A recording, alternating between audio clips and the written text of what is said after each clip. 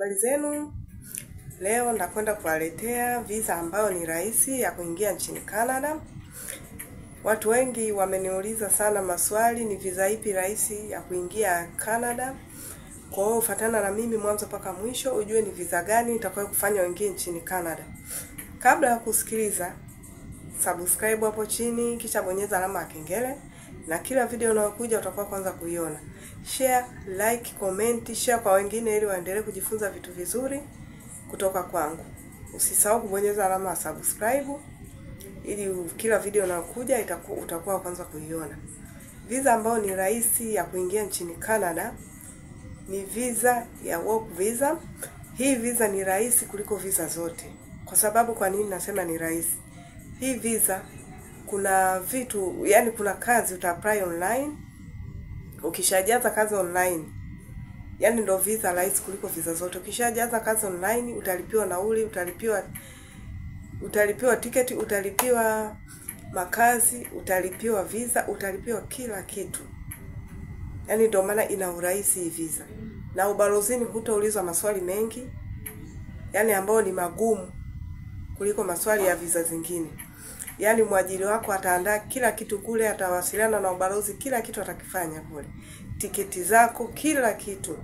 Na visa yako, yani atakutumia kila kitu wewe. Kama ni visa, utaenda nao pale ubalozini na atakulipia kila kitu, wewe utatoa hata shilingi 10. Kwa hiyo hii ndio visa ambayo tunasema ni rahisi ya kuingia nchini Canada, ni visa hapo. Yani visa ya kazi. Kwa mfano labda kuna kampuni, labda kazi ya kampuni ya maji, unaweza kutafuta kazi ya kampuni ya maji, unaweza kutafuta kazi ya kilimo, unaweza kutafuta kazi ya viwandani. Kuna kazi nyingi. Nilishatoa nini ya kuombea kazi ile, job bank. Job bank ni ya Canada. Inapatikana Canada, yani unaweza ka-apply, kazi ziko ni nyingi. Job bank kazi nyingi. Kuna kazi za hotelini, kuna kazi za nyumbani, kuna kazi za nini. Tofauti na ile visa ya mwanafunzi, visa nini ile una ugumu. Lakini kazi, visa ya work ni visa ni rahisi sana. Unaweza kutafuta, kazi ziko ni nyingi. Kwa mfano kuna mtu juzi hapo amepata kazi ya kiwanda cha Pampers, ameenda amejaza kila kitu na akaondoka. Na wamemtumia kila kitu akaondoka. Kwa hiyo ni visa ni rahisi sana, sio visa ngumu. Haina ugumu wowote. Kwa hiyo visa ambayo ni rahisi ni visa hii niliyoelezea. Kwa hiyo unaweza ukajaza hapo kila kitu.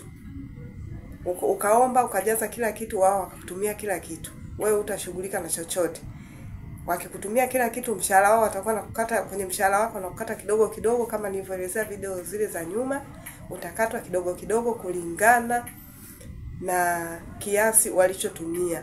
Kama utalipwa kwa masaa labda dola 500, wenyewe watajua kukate kiasi gani. Kwa hiyo ndio visa rahisi kuliko visa yoyote ile. Wale wanaohitaji kuingia Canada watumie hii visa, itakusaidia. Unaweza ukashare kwa mwingine ili aweze kuitumia hii visa. Kwa hiyo najua umeelewa hapo, utashare kwa mwingine aendelee kujifunza vitu vizuri. Usisahau kusubscribe hapo chini, kulike, kushare kwa mwingine ili aweze kujifunza vitu vizuri.